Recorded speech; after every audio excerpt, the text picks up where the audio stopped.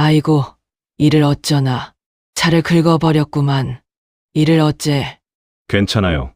할머니, 제가 좁은 길에 주차를 해놔서 제 잘못이에요. 그냥 가세요. 괜찮습니다. 사장님, 이번 달까지입니다. 최석호 실장의 목소리는 차갑고 단호했어요. 저는 책상 앞에 선 채로 그분을 올려다봤습니다. 넥타이를 빳빳하게 맨 50대 남자였죠. 얼굴엔 미소라곤 찾아볼 수 없었어요. 실장님, 조금만 더 시간을 주시면 안 될까요? 안 됩니다. 딱 잘라 말씀하셨어요. 벌써 석 달째 밀리고 있지 않습니까? 임대료가 얼만데요? 월 800만 원이에요. 합치면 2,400만 원입니다. 가슴이 답답했어요. 알고 있습니다. 하지만 지금 회사 사정은 저희랑 상관없습니다. 계약서에도 명시되어 있잖아요. 3개월 이상 연체 시 계약 해지. 이번 달 말일까지 전액 납부 못하시면 나가셔야 합니다. 그리고 위약금도 있어요. 보증금에서 차감하고 나면 사장님 손에 남는 돈 거의 없을 겁니다. 최석호 실장은 서류 가방에서 계약서를 꺼내 제 책상 위에 탁 놓았어요. 여기 다시 한번 확인해 보세요. 건물주께서 더 이상 기다리실 수 없다고 하십니다. 건물주분께 직접 말씀드릴 수는 없을까요? 안 됩니다. 건물주께선 일체 만나지 않으세요. 모든 업무는 저희 관리회사를 통해서만 진행됩니다. 최석호 실장이 시계를 봤어요. 그럼 이만. 좋은 결정 내리시길 바랍니다. 문이 닫혔습니다. 저는 의자에 주저앉았어요.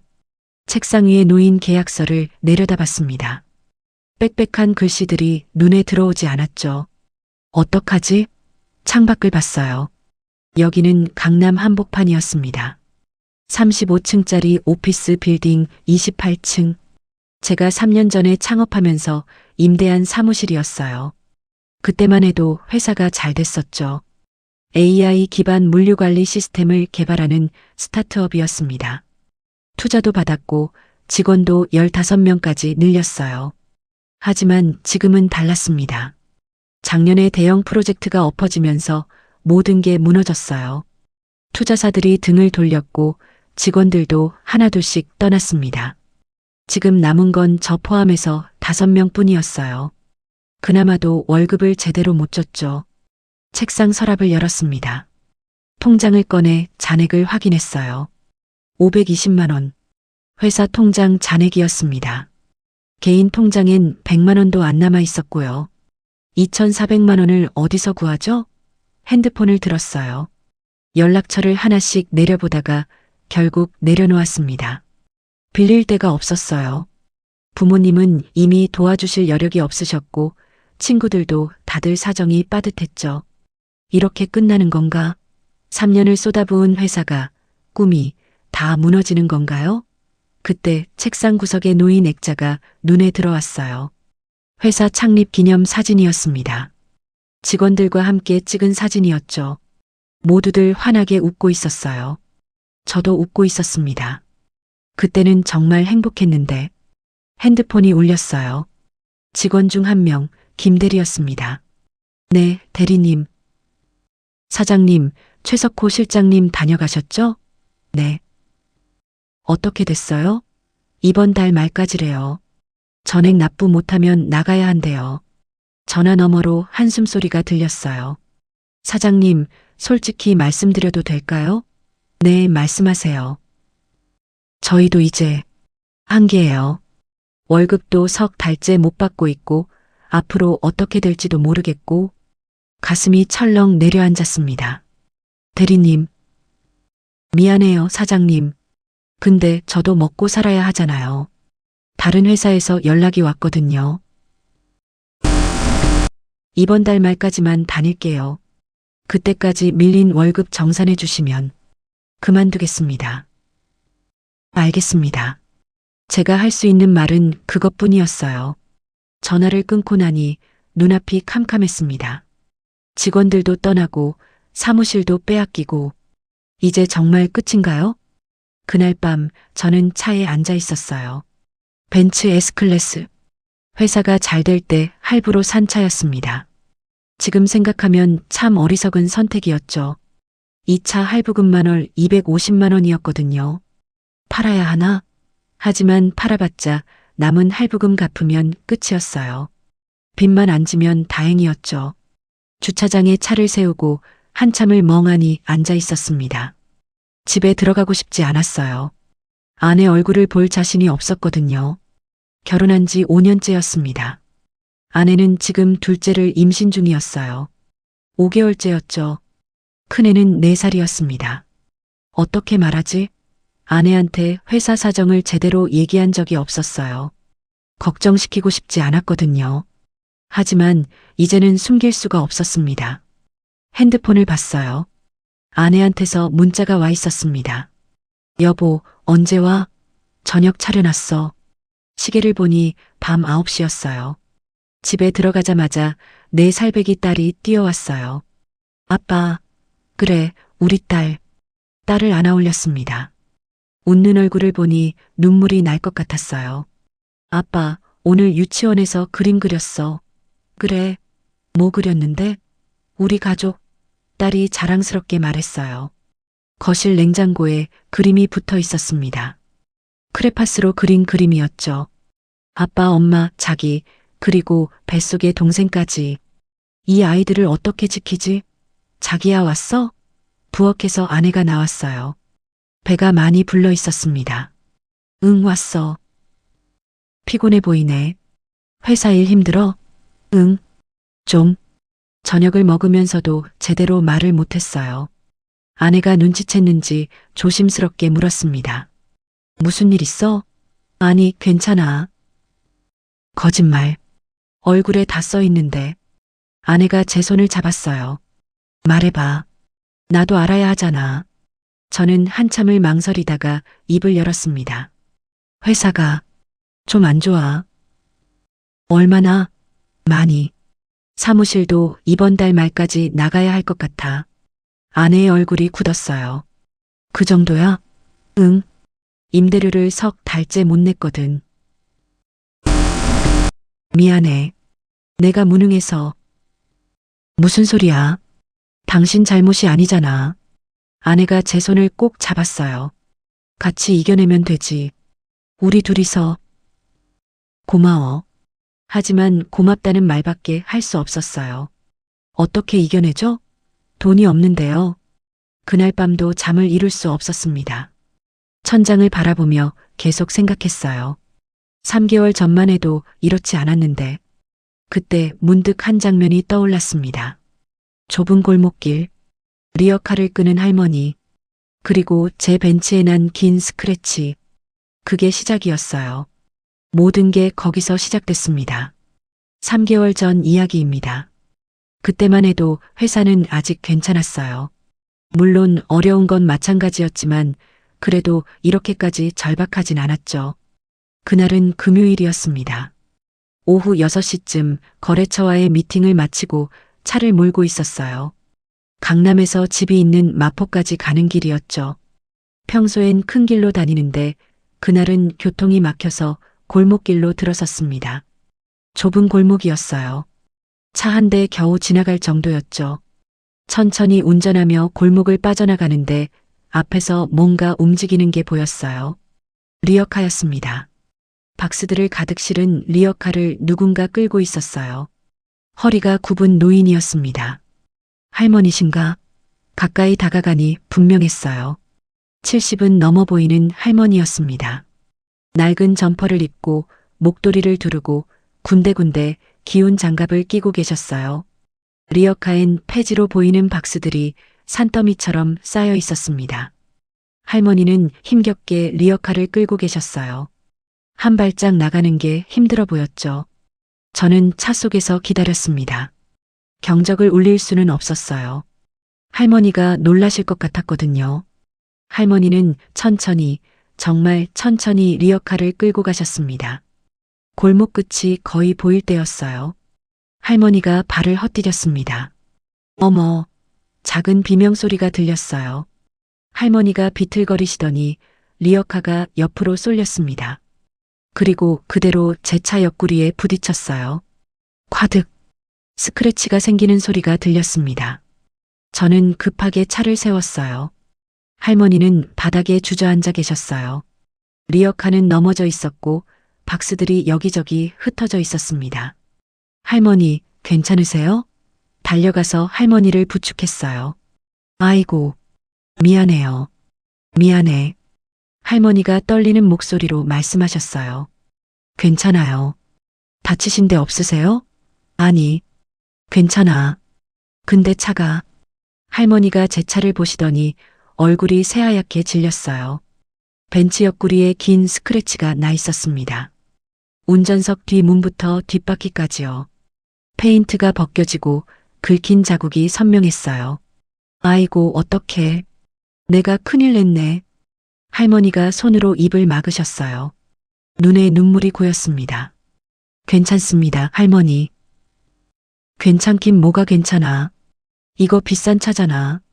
내가 뭘로 갚아? 할머니가 울먹이셨어요. 저는 할머니를 다시 부축해서 일으켜 세웠습니다. 정말 괜찮아요. 이 정도는 아무것도 아니에요. 아니야. 이거 고치려면 돈이 얼마나 드는데.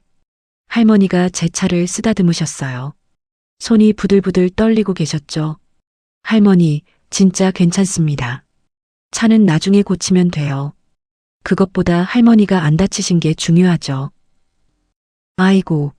할머니가 제 손을 꼭 잡으셨어요. 거칠고 주름진 손이었습니다. 고맙네, 정말 고마워. 요즘 세상에 이런 젊은이가 다 있나? 아니에요. 저는 넘어진 리어카를 일으켰어요. 그리고 흩어진 박스들을 하나씩 주워 담았습니다. 내가 할게요, 내가. 할머니가 허둥지둥 박스를 주우려 하셨지만 허리가 잘 펴지지 않으셨어요. 제가 할게요. 할머니는 쉬세요. 박스를 다 주워 담는데 10분쯤 걸렸어요. 리어카가 다시 박스로 가득 찼습니다. 이제 괜찮으시겠어요? 그래. 고맙네. 할머니가 리어카 손잡이를 잡으셨어요. 하지만 움직이질 못하셨습니다. 힘이 없으셨던 거예요. 제가 밀어드릴게요. 아니야, 괜찮아. 아니에요. 제가 도와드릴게요. 저는 리어카 뒤에서 밀었습니다. 할머니는 앞에서 끌었고요. 골목 끝까지 함께 갔어요. 큰 길로 나오니 할머니가 멈춰 섰습니다. 여기까지만. 정말 고마워요. 어디까지 가세요? 제가 더 도와드릴게요. 아니야, 됐어. 여기서 300m만 더 가면 폐지 수거하는 데야. 혼자 갈 수 있어. 할머니가 제 손을 꼭 잡으셨어요. 젊은이, 복 받을 거야. 이렇게 착한데 복을 안 받으면 누가 받겠어? 아니에요, 할머니. 이 정도는 당연한 거예요. 당연한 게 어디 있어. 요즘 세상에. 할머니가 주머니를 뒤적이셨어요. 그리고 구겨진 1,000원짜리 지폐 한 장을 꺼내셨습니다. 이거라도. 안 돼요, 할머니. 이건 정말 안 돼요. 제가 손사래를 쳤어요. 제가 도와드린 건데 왜 돈을 주세요? 그냥 가세요. 그래도. 정말 괜찮아요. 할머니, 조심히 가세요. 할머니는 한참을 저를 바라보시더니 천천히 고개를 끄덕이셨어요. 고맙네. 정말 고마워. 리어카를 끌고 천천히 걸어가시는 할머니의 뒷모습을 봤어요. 굽은 허리, 느린 걸음걸이, 무거운 리어카. 힘드시겠다. 차에 돌아와 앉았습니다. 옆구리에 난 스크래치를 봤어요. 제법 길었습니다. 고치려면 200만 원은 들 거예요. 하지만 후회는 없었습니다. 그냥 가시라고 한 게 맞는 것 같았어요. 저도 요즘 힘들지만 할머니는 저보다 훨씬 더 힘드실 테니까요. 차를 출발시켰습니다. 집으로 가는 길, 백미러로 할머니가 점점 작아지는 모습을 봤어요. 그게 마지막 일 줄 알았습니다. 다시는 못 볼 거라고 생각했어요. 하지만 틀렸습니다. 그 할머니를 저는 다시 만나게 됩니다. 아주 뜻밖의 장소에서요. 3개월이 흐른 지금으로 돌아왔습니다. 회사 사무실은 텅 비어 있었어요. 책상 5개 중 3개는 이미 주인이 없었습니다. 김대리도 결국 떠났어요. 약속했던 대로 이번 달 말에 퇴사한다고 서류를 냈죠. 사장님, 정말 죄송합니다. 마지막 날 김대리가 고개를 숙였어요. 아니에요, 대리님. 제가 미안하죠. 월급도 제대로 못 드리고. 좋은 회사였어요. 처음 왔을 때만 해도 정말 희망찼었는데. 김대리의 목소리가 떨렸습니다. 다시 일어나실 수 있을 거예요. 사장님이면 충분히 하실 수 있어요. 고맙습니다. 김대리가 떠나고 나니 사무실엔 저를 포함해서 3명만 남았어요. 박 과장, 이대리, 그리고 신입 최사원. 모두들 저 때문에 남아있는 거였습니다. 다른 곳에서 연락이 와도 거절하고 여기 남아준 사람들이었죠. 사장님, 점심 드셨어요? 박 과장이 물었어요. 아직이요. 같이 드실래요? 근처 국밥집에서. 그럴까요? 4명이서 국밥집에 갔습니다. 1,200원짜리 국밥이었어요. 요즘 저희한텐 그것도 사치였죠. 사장님, 박 과장이 조심스럽게 입을 열었어요. 임대료건 어떻게 하실 거예요? 저희가 돈을 좀 모아봤는데요. 박 과장이 봉투를 꺼냈습니다. 200만 원 있어요. 월급 받아야 할 돈이지만 일단 이거라도 쓰세요. 가슴이 뭉클했어요. 과장님, 저도요. 이 대리도 봉투를 꺼냈어요. 150만 원이에요. 저도 보태요. 저도요. 최 사원도 얼떨결에 지갑을 꺼냈어요. 50만 원밖에 없는데. 그래도 눈물이 날 것 같았습니다. 안 됩니다. 이건 받을 수 없어요. 사장님, 박 과장이 제 손을 잡았어요.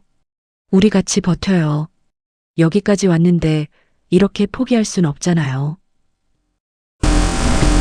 회사가 살아야 우리도 월급 받죠.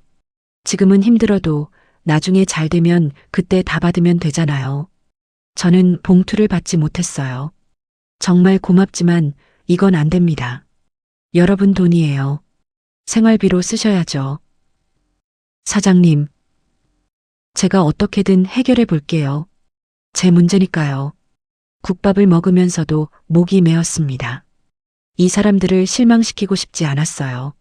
3개월이 흐른 지금으로 돌아왔습니다. 회사 사무실은 텅 비어 있었어요. 책상 5개 중 3개는 이미 주인이 없었습니다. 김대리도 결국 떠났어요. 약속했던 대로 이번 달 말에 퇴사한다고 서류를 냈죠. 사장님, 정말 죄송합니다. 마지막 날 김대리가 고개를 숙였어요. 아니에요, 대리님. 제가 미안하죠. 월급도 제대로 못 드리고. 좋은 회사였어요. 처음 왔을 때만 해도 정말 희망찼었는데. 김대리의 목소리가 떨렸습니다. 다시 일어나실 수 있을 거예요. 사장님이면 충분히 하실 수 있어요. 고맙습니다. 김대리가 떠나고 나니 사무실엔 저를 포함해서 3명만 남았어요. 박 과장, 이대리, 그리고 신입 최사원. 모두들 저 때문에 남아있는 거였습니다. 다른 곳에서 연락이 와도 거절하고 여기 남아준 사람들이었죠. 사장님, 점심 드셨어요? 박 과장이 물었어요. 아직이요. 같이 드실래요? 근처 국밥집에서. 그럴까요?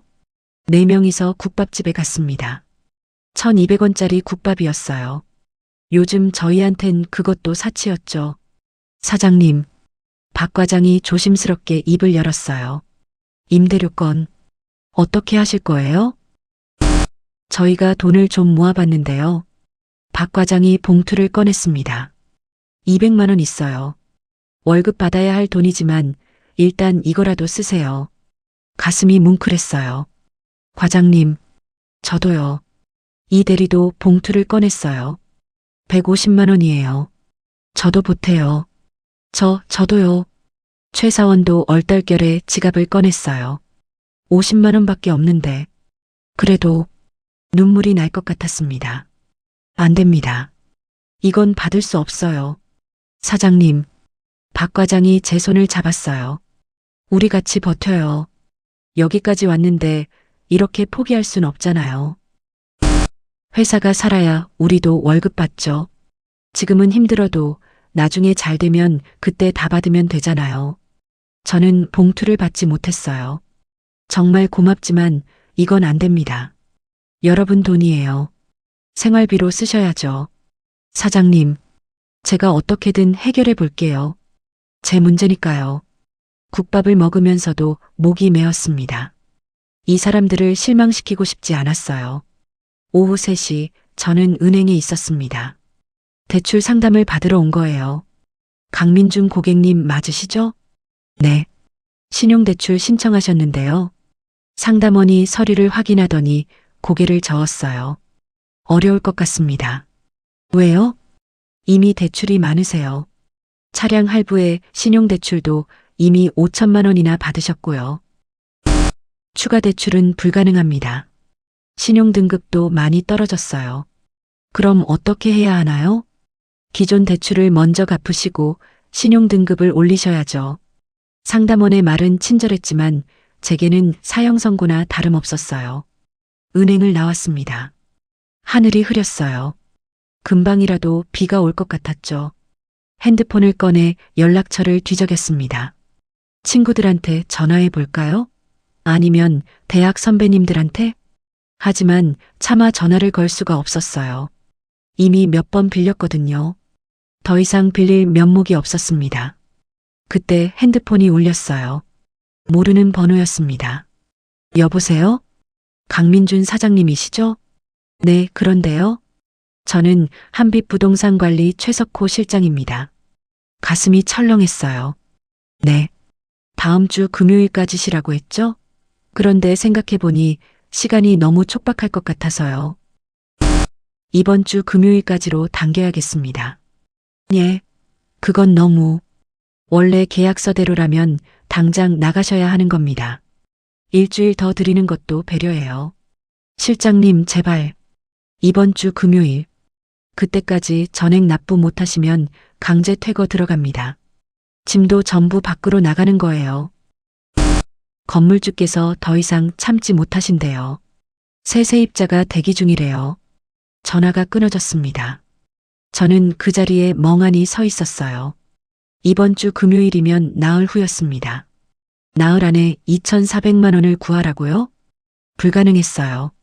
빗방울이 떨어지기 시작했습니다. 하나, 둘, 셋. 곧 비가 억수같이 쏟아졌어요. 저는 우산도 없이 그대로 서 있었습니다. 비를 맞으며 생각했어요. 정말 끝인가? 회사를 접어야 하나요? 직원들한테 뭐라고 말하죠? 아내한테는요? 아직 임신 중인 아내. 내 살배기 딸. 나는 가장 자격도 없는 건가? 비가 온몸을 적셨습니다. 옷도 머리도 신발도 다 젖었어요. 차가운 빗물이 등을 타고 흘러내렸습니다. 한참을 서 있다가 저는 발걸음을 옮겼어요. 주차장으로 갔습니다. 차에 올라탔죠. 백미러를 봤어요. 비에 젖은 초라한 남자가 거기 있었습니다. 35살 강민준. 실패한 사업가. 무능한 가장. 이게 나야. 핸드폰을 봤어요. 아내한테서 문자가 와 있었습니다. 여보, 오늘 딸 어린이집 학부모 상담 있는 거 잊지 마. 아, 잊고 있었어요. 시계를 보니 4시 반이었습니다. 상담은 5시부터였어요. 서둘러 차를 출발시켰습니다. 어린이집은 마포에 있었어요. 강남에서 40분 거리였죠. 차를 몰며 생각했어요. 딸한테 뭐라고 말하지? 아빠가 이제 회사 없어질 거라고? 비가 계속 내렸습니다. 앞이 잘 보이지 않았어요. 비 때문인지 눈물 때문인지 알 수 없었습니다. 어린이집에 도착했을 때는 5시 5분이었어요. 조금 늦었지만 다행히 상담은 아직 시작 전이었습니다. 젖은 옷 때문에 창피했지만 어쩔 수 없었어요. 아빠, 교실 문을 열자마자 딸이 뛰어왔습니다. 그래, 우리 딸. 딸을 안아 올렸어요. 아빠, 왜 옷이 젖었어? 비 맞았어. 우산 안 가져갔어? 응, 깜빡했어. 딸이 제 볼을 쓰다듬었어요. 아빠 바보. 미안. 담임 선생님이 다가왔습니다. 아버님 오셨네요. 어머님은요? 아내가 몸이 안 좋아서요. 제가 왔습니다. 아, 그러시구나. 그럼 상담 시작할까요? 선생님 책상 앞에 앉았어요. 딸은 제 무릎에 앉았습니다. 민서가요, 어린이집에서 정말 잘 지내고 있어요. 다행이네요. 친구들이랑도 잘 놀고, 선생님 말씀도 잘 듣고, 그림 그리는 것도 좋아하고요. 선생님이 파일을 꺼내 보여줬어요. 딸이 그린 그림들이 잔뜩 들어 있었습니다. 이거 보세요. 가족 그림인데 정말 예쁘게 그렸죠? 크레파스로 그린 그림이었어요. 아빠, 엄마, 자기, 그리고 뱃속의 동생. 4명이 손을 잡고 웃고 있는 그림이었습니다. 민서야, 이거 언제 그렸어? 어제요. 예쁘죠? 응, 예뻐. 가슴이 먹먹했어요. 이 아이는 아빠가 지금 얼마나 힘든지 모르고 있었죠. 한 가지만 조금 신경 쓰이는 게 있는데요. 선생님이 조심스럽게 말씀하셨어요. 요즘 민서가 가끔 이런 말을 해요. 우리 아빠 요즘 슬퍼라고. 집에 무슨 일 있으세요? 아니요, 괜찮습니다. 아이들은 생각보다 민감해요. 부모님 표정을 다 읽거든요. 알겠습니다. 조심하겠습니다. 상담을 마치고 나왔어요. 딸의 손을 잡고 주차장으로 걸어가는데 딸이 올려다봤습니다. 아빠 슬퍼? 아니야. 거짓말. 얼굴에 다 써 있어. 4살배기 딸이 저보다 더 똑똑한 것 같았어요. 아빠 괜찮아. 걱정 마. 근데 엄마가 그랬어. 아빠가 요즘 힘들대. 아빠 힘들면 말해. 내가 도와줄게. 딸이 제 손을 꼭 잡았어요. 눈물이 났습니다. 4살배기가 뭘 도와줄 수 있겠어요. 하지만 그 마음이 너무 고마웠죠. 고마워, 딸. 아빠 사랑해. 나도 사랑해. 차에 태우고 집으로 가는 길이었어요. 신호등에 멈춰 섰을 때 문득 옆을 봤습니다. 횡단보도를 건너는 사람들 사이에서 익숙한 모습이 보였어요. 리어카를 끄는 할머니였습니다. 3개월 전 제 차를 긁었던 그 할머니였어요. 박스를 가득 싣고 허리를 굽힌 채 리어카를 끌고 가고 계셨습니다. 아직도 폐지를 주우시는구나. 신호등이 바뀌었어요. 차들이 출발했지만 저는 잠시 그 모습을 지켜봤습니다. 비 오는 날에도 폐지를 주우시다니 힘드시겠다. 다음 날 저는 한빛 부동산관리 사무실을 찾아갔습니다. 마지막으로 최석호 실장을 만나 부탁해 보려고요. 사장님, 여긴 웬일이세요? 최석호 실장이 시큰둥하게 맞아줬어요. 실장님, 한 가지만 부탁드리고 싶어서 왔습니다. 부탁이요? 건물주분을 한 번만 만나게 해주실 수 없을까요? 안 된다고 했잖아요. 직접 사정을 말씀드리면 조금 더 시간을 주실 수도 있지 않을까요? 절대 안 됩니다. 최석호 실장이 단호하게 고개를 저었어요. 건물주께선 세입자들 일절 안 만나세요. 모든 건 저희 관리회사를 통해서만 처리하십니다. 그리고 솔직히 말씀드리면요. 최석호 실장이 팔짱을 꼈어요. 건물주께선 이미 결정하셨어요. 이번 주 금요일까지 납부 안 되면 강제 퇴거. 새 세입자는 이미 계약 대기 중입니다. 새 세입자가요? 네. 한 달치 더 쳐주고 계약하겠다는 회사가 있어요. 건물주 입장에선 당연히 그쪽이 낫죠. 가슴이 철렁했어요. 그럼 정말 방법이 없는 건가요? 돈 구해 오시는 수밖에요. 2,400만 원. 금요일 오후 5시까지. 못 구하시면 어쩔 수 없죠. 짐 빼시고 나가셔야죠. 최석호 실장이 시계를 봤어요. 저도 바쁜 사람이라 볼일 다 보셨으면 가보시죠. 저는 사무실을 나왔습니다. 복도를 걷는데 벽에 붙은 게시판이 눈에 들어왔어요. 한빛 부동산 관리 건물 목록 여러 건물 사진과 주소가 적혀 있었습니다. 그중 제가 입주한 건물 사진도 있었어요. 서초 해성빌딩 그 밑에 작은 글씨로 적혀 있었습니다. 건물주 박순자. 저는 그 이름을 속으로 되뇌었어요. 박순자 씨, 어떤 분이실까? 건물주를 만날 수만 있다면 직접 사정을 얘기하고 싶었습니다. 하지만 방법이 없었어요. 최석호 실장이 절대 연결해주지 않을 테니까요. 사무실을 나와 엘리베이터를 탔습니다. 로비로 내려오는데 누군가 제 이름을 불렀어요. 강민준 사장님? 뒤돌아보니 중년 남자분이었습니다. 네, 누구시죠? 저 김상철입니다. 사장님 옆 사무실 쓰는 사람이에요. 아, 김 사장님. 알고 보니 같은 빌딩 29층에서 무역회사를 운영하시는 분이었어요. 엘리베이터에서 가끔 마주쳤었죠. 우연이네요. 여기서 뵙다니. 저도요. 혹시 임대료 때문에 오신 거예요? 네. 그런데 사장님도요? 김상철 사장님이 쓴웃음을 지었어요. 저도 밀렸거든요. 2달째. 그러시구나. 요즘 경기가 안 좋아서 다들 힘들어요. 근데 최석호 실장은 봐주는 게 없더라고요. 맞아요. 건물주를 만나볼 수 있으면 좋을 텐데 말이에요. 김상철 사장님이 한숨을 쉬었어요. 저도 5년째 여기 쓰는데 한 번도 못 봤어요. 건물주 얼굴을. 그렇게 철저하게 숨으시나 봐요. 그러게요. 박순자 씨라는 분인데 도대체 어떤 분인지. 우리는 잠시 로비에서 이야기를 나눴어요. 힘든 처지가 비슷하니 묘한 동질감이 느껴졌습니다. 그나저나 사장님, 돈은 구하셨어요? 아니요. 아직? 저도요. 금요일까지인데 막막하네요. 김상철 사장님이 명함을 건넸어요. 뭐 좋은 방법 있으면 서로 공유해요.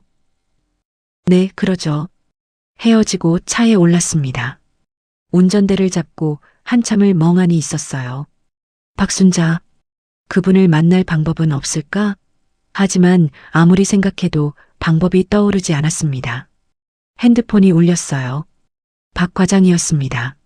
사장님 어디세요? 밖에 있어요. 무슨 일이에요? 사무실로 좀 와보세요. 큰일 났어요.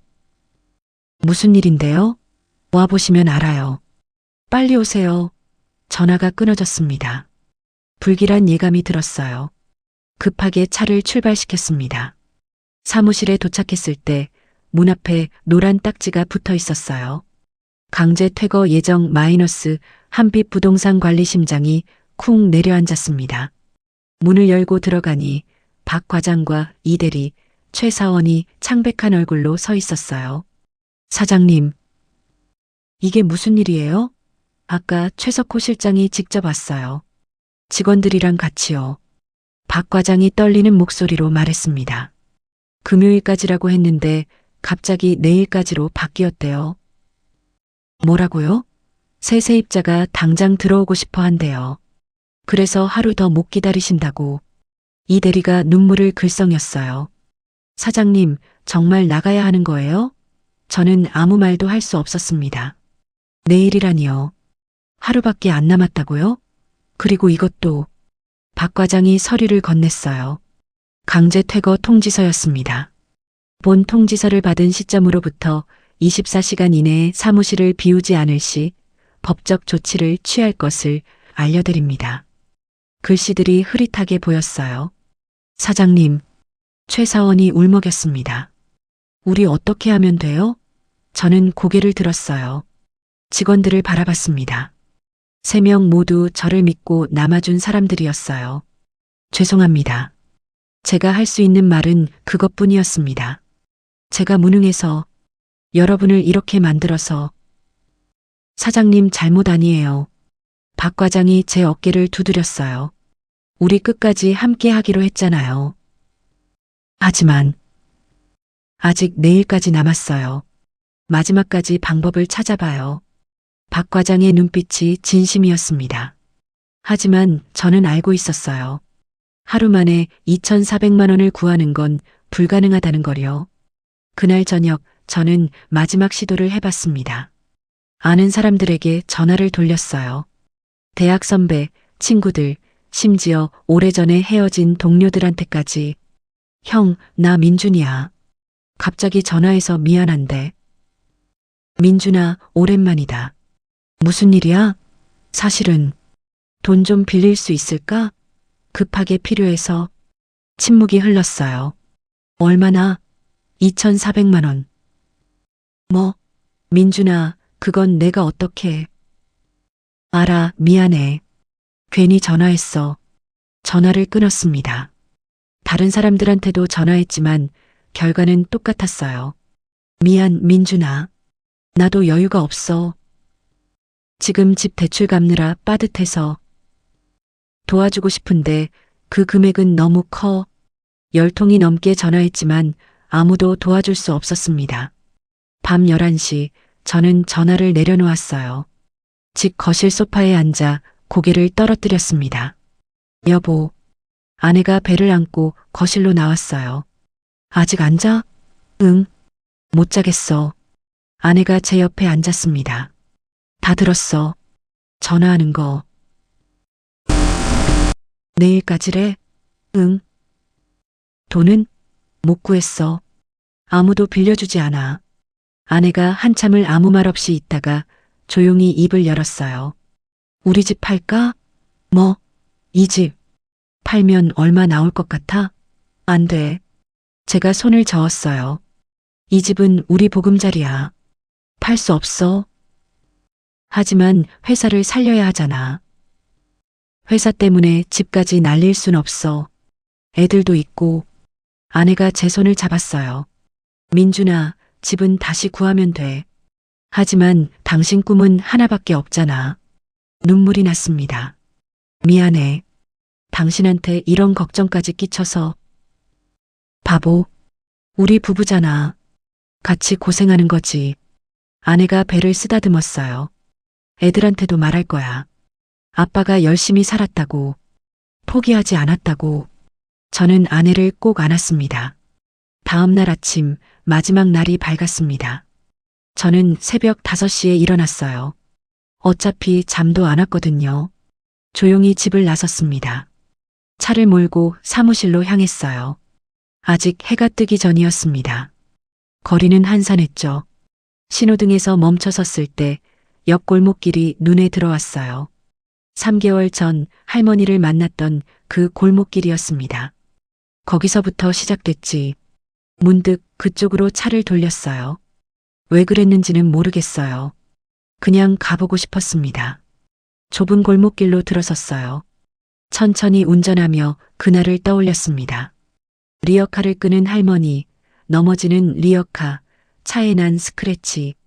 그때는 이렇게 될 줄 몰랐는데 골목 중간쯤 왔을 때 앞에서 뭔가 움직이는 게 보였어요. 또 리어카였습니다. 설마. 가까이 다가가니 역시 그 할머니였어요. 박순자 할머니. 새벽부터 폐지를 주우고 계셨습니다. 저는 차를 세우고 내렸어요.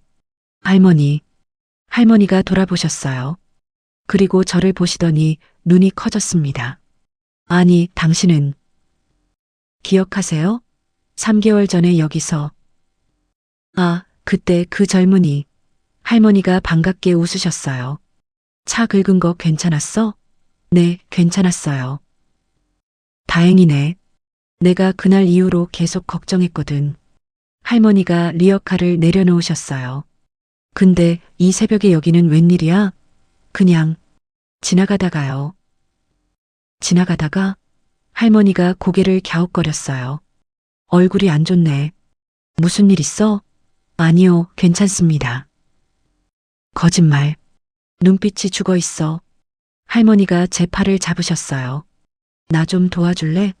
리어카 밀어주면 안 될까? 네. 혼자 끌기 힘들거든. 저번에도 당신이 도와줬잖아. 아, 네.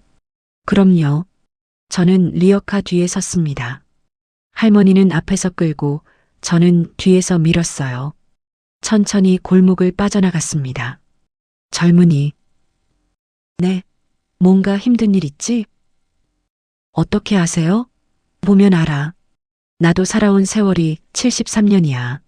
사람 얼굴만 봐도 다 보여. 말해봐. 속에 담아두지 말고. 할머니의 목소리가 따뜻했어요. 저는 한참을 망설이다가 천천히 입을 열었습니다. 회사가 망하게 생겼어요. 회사를 하나? 네. 작은 회사인데 잘 안 돼서요. 오늘까지 사무실에서 나가야 해요. 아이고. 빚도 많고 직원들 월급도 못 주고 아내는 임신 중이고 말하다 보니 눈물이 났어요. 제가 무능해서 다 제 잘못이에요. 할머니가 리어카를 멈추셨어요. 그리고 돌아서서 제 손을 꼭 잡으셨습니다. 젊은이, 고개 들어. 삶이 원래 그런 거야. 힘들 때도 있고 좋을 때도 있고. 할머니의 눈빛이 깊었어요. 나도 젊었을 때 많이 힘들었어. 남편 일찍 떠나보내고 혼자 애들 키우고 먹고 살기 위해 안 해본 일이 없지. 하지만 포기하지 않았어. 애들 위해서라도. 할머니가 제 어깨를 토닥였어요. 당신도 포기하지 마. 아직 젊잖아. 끝난 게 아니야. 하지만 이미 끝이 아니라니까. 하늘이 무너져도 솟아날 구멍은 있어. 할머니가 웃으셨어요. 당신은 착한 사람이야. 그날 나 도와줬잖아. 그런 사람은 복받아. 고맙습니다, 할머니. 괜찮아. 힘내. 할머니는 다시 리어카를 끌기 시작했어요. 저는 뒤에서 밀며 생각했습니다. 복을 받는다. 정말 그럴까요? 큰 길로 나왔어요. 폐지 수거하는 곳까지는 여기서 200m 정도 더 가야 한다고 했습니다. 여기서 괜찮으세요, 할머니? 응, 여기서 됐어. 고마워. 할머니가 리어카를 멈추셨어요. 근데 젊은이, 아침은 먹었어? 아니요, 아직. 그럼 같이 먹자. 내가 살게. 아니에요, 괜찮습니다. 괜찮긴. 새벽부터 나 도와줬는데 밥 한 끼도 못 사? 할머니가 제 팔을 잡고 근처 국밥집으로 들어가셨어요. 낡은 간판, 오래된 테이블 가지만 따뜻한 느낌의 가게였습니다. 아줌마 국밥 둘이요. 네, 할머니. 금방 나갑니다. 주인 아주머니가 반갑게 인사하셨어요. 단골인 것 같았죠. 할머니, 여기 자주 오세요? 응. 일주일에 서너 번은 와. 여기 국밥이 맛있거든. 곧 김이 모락모락 나는 국밥이 나왔어요. 자, 먹어. 감사합니다. 숟가락을 들었습니다. 뜨거운 국물이 목구멍을 타고 내려갔어요. 따뜻했습니다. 맛있지? 네, 맛있어요. 한참을 먹다가 할머니가 입을 열었어요. 젊은이, 이름이 뭐야? 강민준입니다. 강민준. 좋은 이름이네. 나는 박순자야. 네, 할머니. 민준이는 몇 살이야? 35살이요. 아직 젊네. 내 손자뻘이구만. 할머니가 웃으셨어요. 손자 있으세요? 아니, 없어. 자식도 일찍 보내서 지금은 혼자야. 아, 괜찮아. 이제 익숙해졌어. 할머니가 국밥을 한 숟갈 떠서 드셨어요. 민준이 회사가 망한다고 했지? 네. 빚은 많아? 네. 많습니다. 얼마나? 조심스럽게 말씀드렸어요. 한 1억 정도요. 1억. 할머니가 고개를 끄덕이셨어요. 많긴 하네. 근데 갚을 수 있어? 네. 1억은 큰 돈이지만 갚을 수 없는 돈은 아니야. 천천히 갚으면 돼. 하지만 이미 회사도 없어지는데. 회사 하나 없어진다고 인생 끝난 거 아니야? 할머니가 단호하게 말씀하셨어요.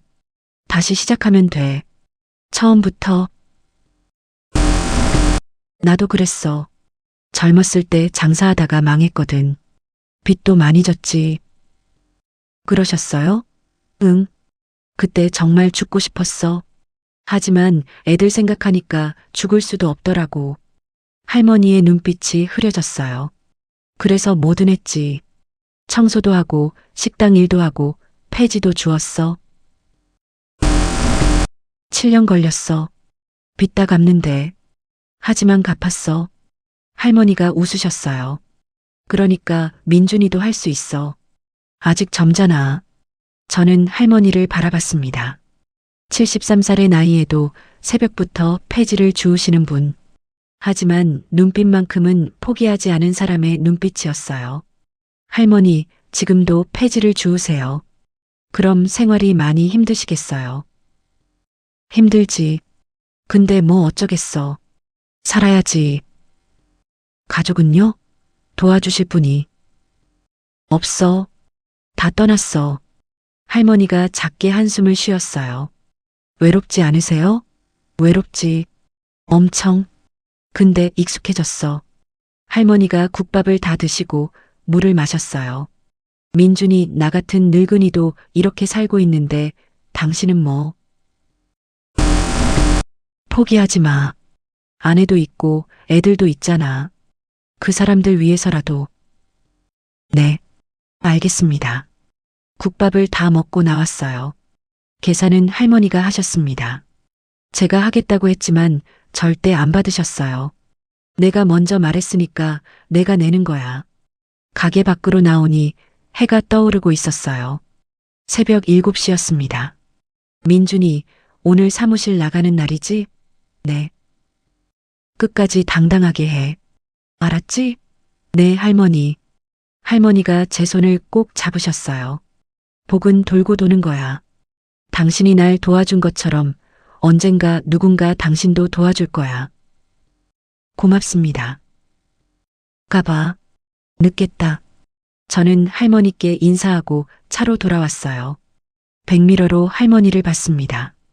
다시 리어카를 끌고 가시는 모습이었죠. 착한 분이시다. 차를 출발시켰습니다.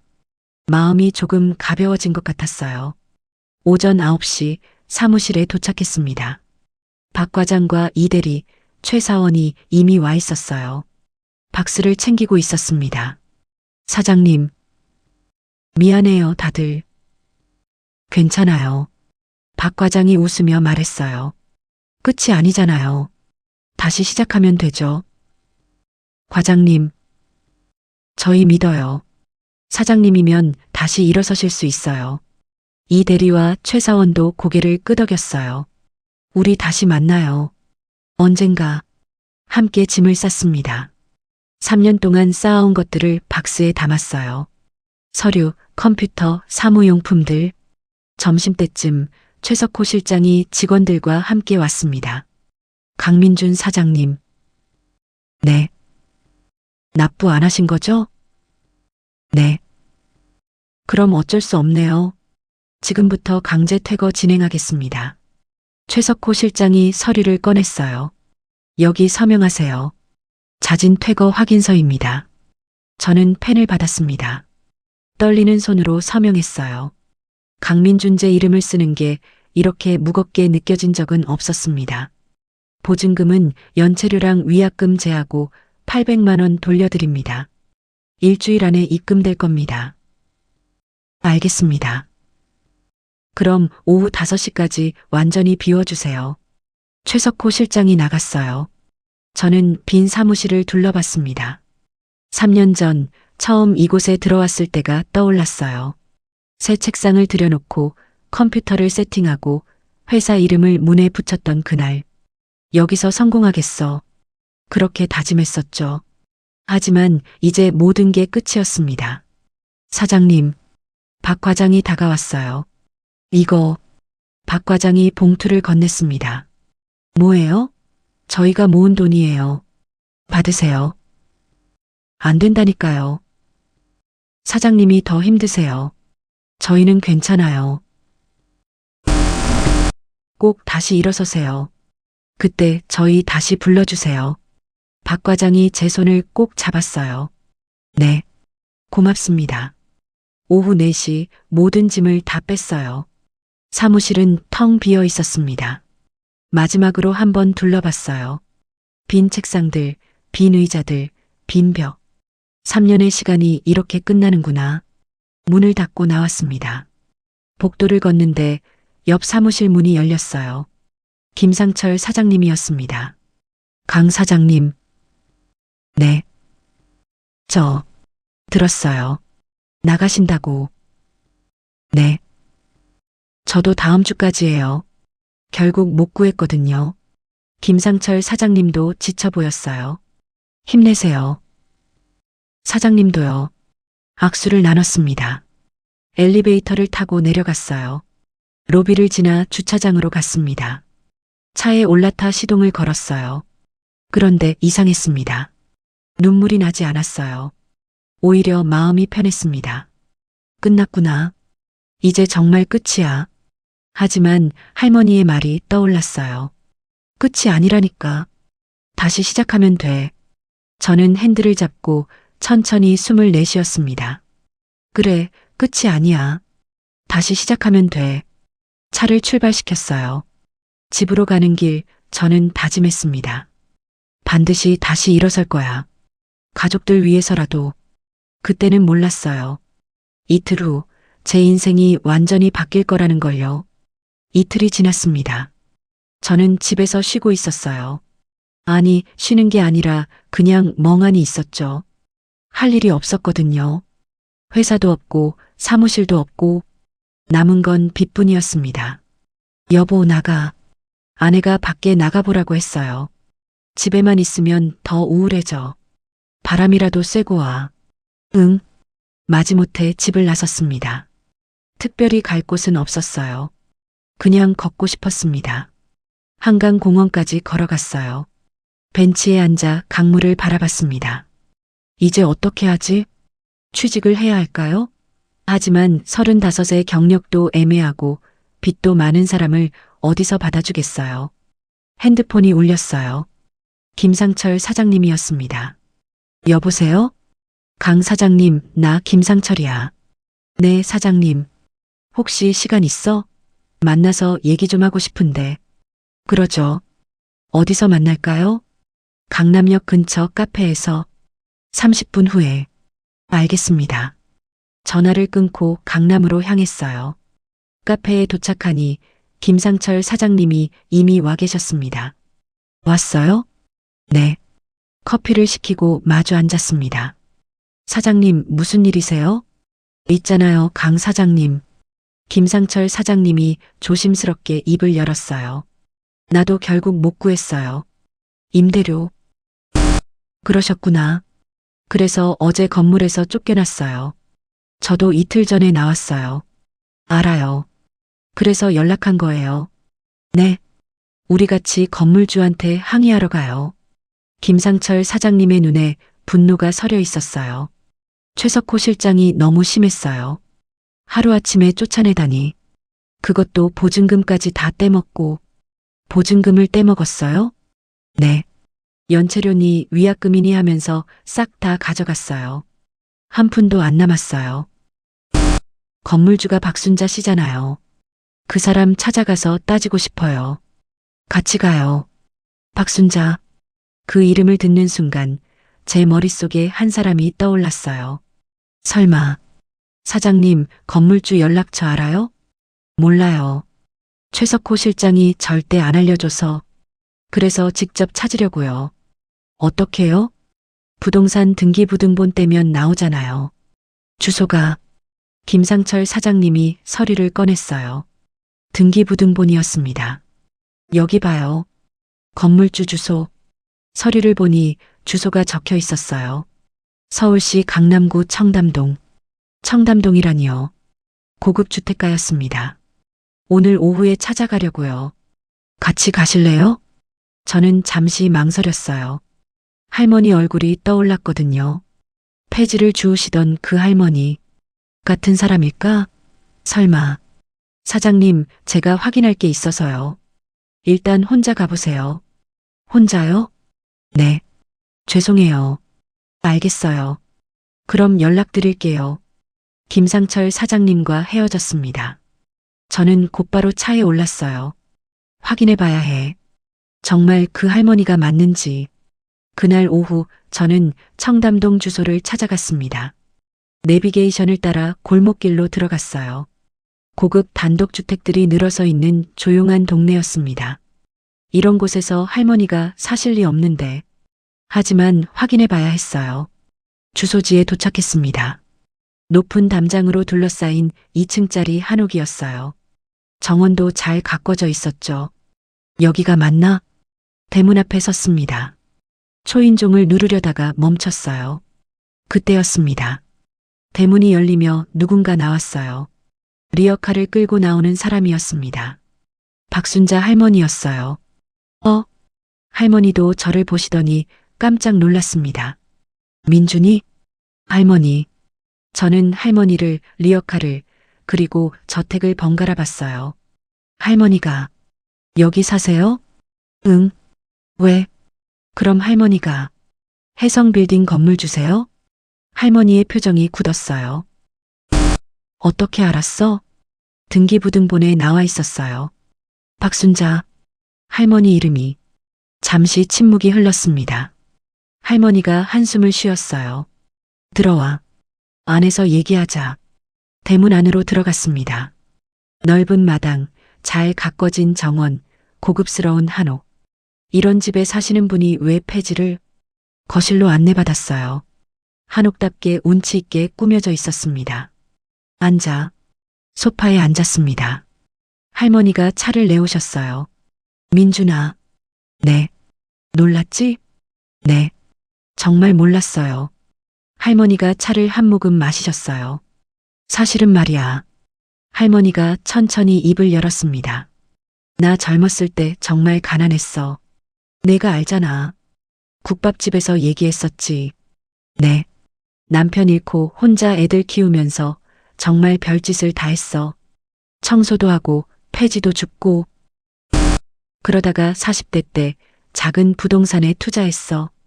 당시엔 아무도 안 가는 동네였거든. 강남이. 강남이요? 응. 지금은 비싸지만 그때만 해도 논밭이었어. 거기 땅을 조금씩 모았지. 할머니의 눈빛이 먼 곳을 바라봤어요. 20년이 지나니까 그 땅값이 엄청나게 올랐어. 그걸 팔아서 빌딩을 샀지. 해성빌딩. 그렇게. 응. 그래서 지금은 이렇게 살고 있어. 저는 믿기지 않았어요. 폐지를 주우시던 그 할머니가 강남의 빌딩을 소유한 건물주였다니. 하지만 할머니, 왜 아직도 폐지를 주우세요? 습관이야. 할머니가 쓸쓸하게 웃으셨어요. 젊었을 때 하던 버릇이 안 없어져. 그리고 폐지 주우면서 사람들도 만나고 세상 돌아가는 것도 보고. 돈이 많아졌다고 해서 사람이 바뀌는 건 아니야. 나는 여전히 그때 그 박순자야. 할머니가 제 손을 잡으셨어요. 민준아, 내가 나한테 해성빌딩 세입자라는 거 진작 말했어야 했는데. 미안해. 아니에요. 최석호한테 들었어. 내가 쫓겨났다고. 왜 진작 말 안 했어? 내가 건물주라는 거 몰랐어요. 정말로. 할머니가 한참을 저를 바라보시더니 고개를 끄덕이셨어요. 그랬구나. 그럼 그날 날 도와준 것도 그냥 도와드리고 싶어서였어요. 할머니가 힘들어 보여서요. 할머니의 눈에 눈물이 맺혔어요. 고맙네. 민준아. 할머니가 제 손을 꼭 잡으셨어요. 내가 도와줄게. 네. 사무실 다시 쓰게 해줄게. 임대료도 당분간 안 받을게. 할머니. 그건. 됐어. 내 빌딩인데 내가 하고 싶은 대로 하면 되지. 할머니가 단호하게 말씀하셨어요. 하지만 그건 너무 큰 도움이에요. 받을 수가 없어요. 왜? 제가 할머니한테 해드린 게 뭐가 있다고요? 고작 리어카 밀어드린 게 다인데. 고작이라니. 할머니의 목소리가 떨렸어요. 민준아, 너는 몰라. 요즘 세상에 내가 리어카 끌고 가면 사람들이 어떻게 보는지. 다들 피해가. 냄새난다고, 더럽다고. 심지어 욕하는 사람도 있어. 할머니의 눈에 눈물이 고였습니다. 그런데 너는 달랐어. 차가 긁혔는데도 화내지 않고 오히려 날 도와줬잖아. 그리고 이번에도 날 봤잖아.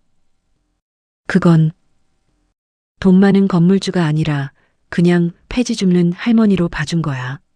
그게 얼마나 고마운지 몰라. 할머니가 눈물을 닦으셨어요. 내가 부자가 되고 나서 진짜 친구는 하나도 없어졌어. 다들 내 돈만 보더라고. 하지만 너는 달랐어. 할머니. 그래서 도와주고 싶은 거야. 내가 다시 일어설 수 있게. 저는 할머니의 손을 꼭 잡았어요. 감사합니다. 정말, 정말 감사합니다. 괜찮아. 할머니가 웃으셨어요. 대신 조건이 있어. 뭐든지 하겠습니다. 가끔 나 보러 와. 외로우니까. 네, 꼭 그럴게요. 할머니가 전화기를 들었어요. 여보세요?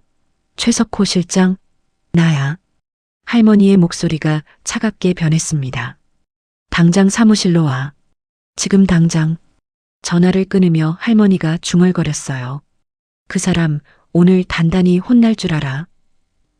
네, 최석호 말이야. 그 사람이 멋대로 한 게 많아. 할머니가 서류를 꺼내셨어요. 내가 조사해 봤더니 보증금을 제대로 안 돌려준 세입자가 한둘이 아니더라고. 멋대로 연체료를 부풀리고 위약금도 과도하게 받고. 그럼. 응, 불법이야. 내가 몰랐어. 그 사람한테 맡겨놨으니까. 할머니의 눈빛이 날카로워졌어요. 오늘 제대로 해야겠어. 30분 후 최석호 실장이 도착했습니다. 거실로 들어온 그는 저를 보고 깜짝 놀랐어요. 강민준 사장? 여긴 왜? 앉아요. 할머니의 차가운 목소리에 최석호 실장이 얼어붙었습니다. 건물주님. 최석호 실장. 내가 물어볼 게 있어요. 할머니가 서류를 펼쳤어요. 강민준 씨 보증금 왜 한 푼도 안 돌려줬어요? 그건 연체료랑 위약금 때문에. 연체료가 600만 원이요? 석 달치 임대료가 2,400만 원인데 연체료가 600만 원이나 돼요? 계약서에 명시돼요. 계약서? 내가 승인한 계약서에는 그런 조항 없어요. 할머니가 다른 서류를 꺼내셨어요.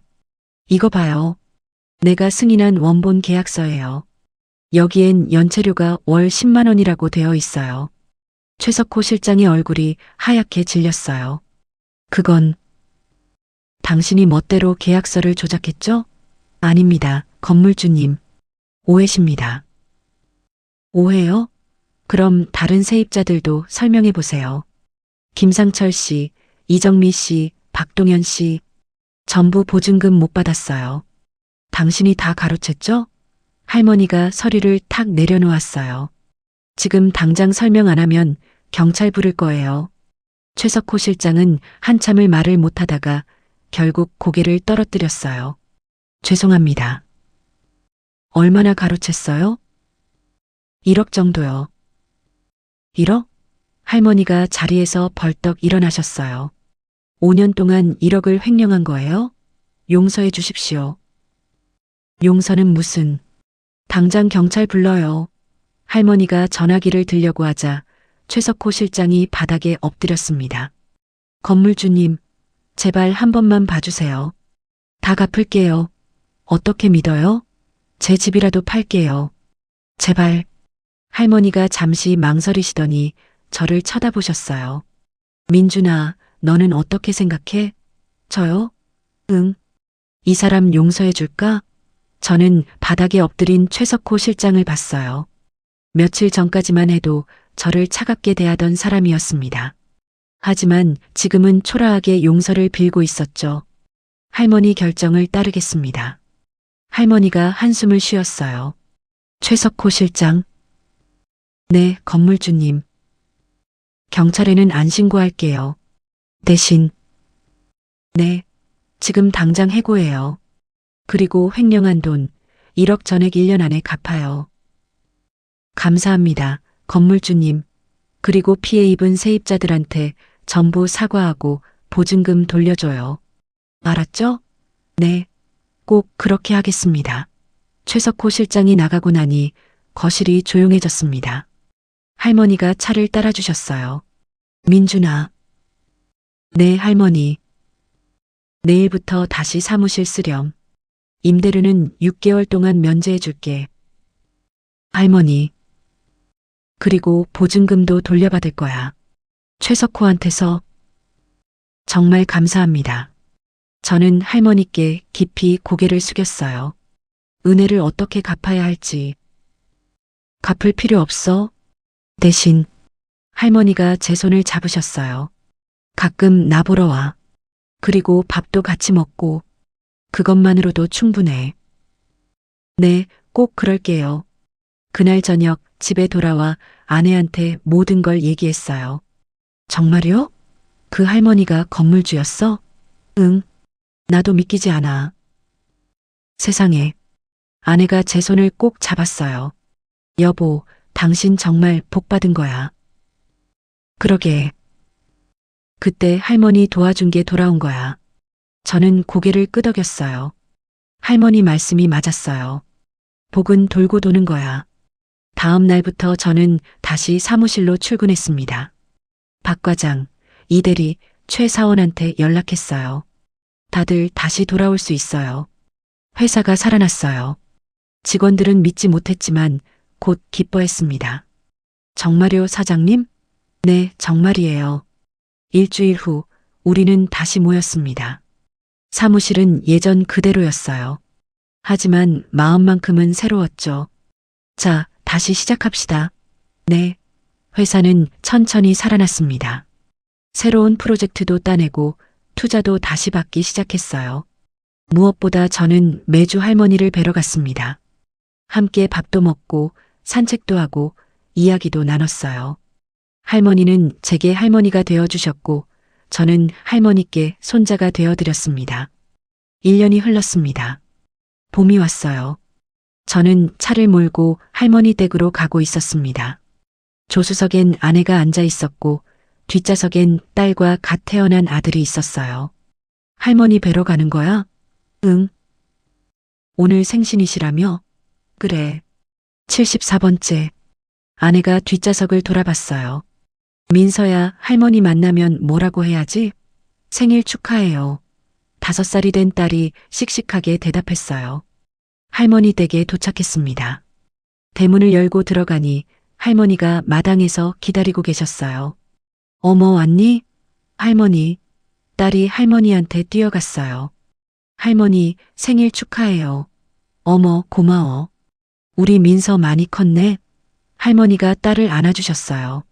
할머니, 생신 축하드려요. 고맙다, 민준아.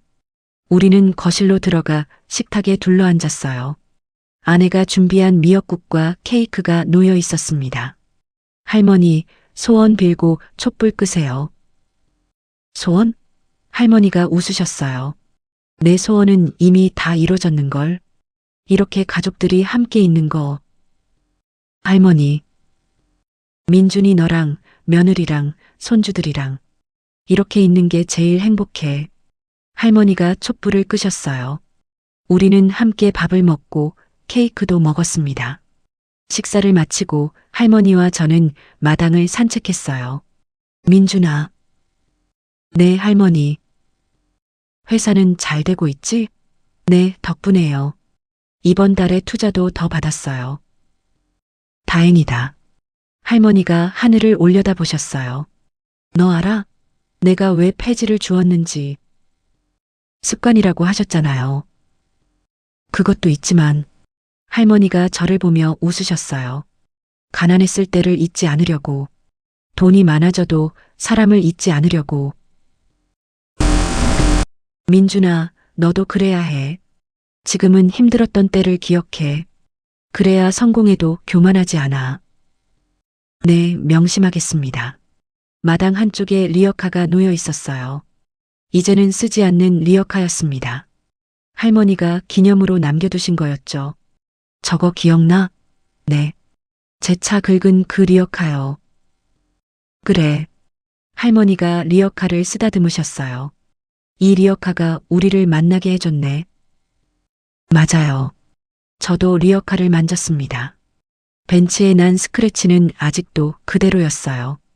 일부러 고치지 않았거든요. 그 상처가 제게는 행운의 표시였으니까요. 민준아. 네. 고마워. 외로운 할머니한테 가족이 되어줘서 제가 더 감사하죠. 저를 살려주셔서. 우리는 웃으며 집으로 돌아갔어요.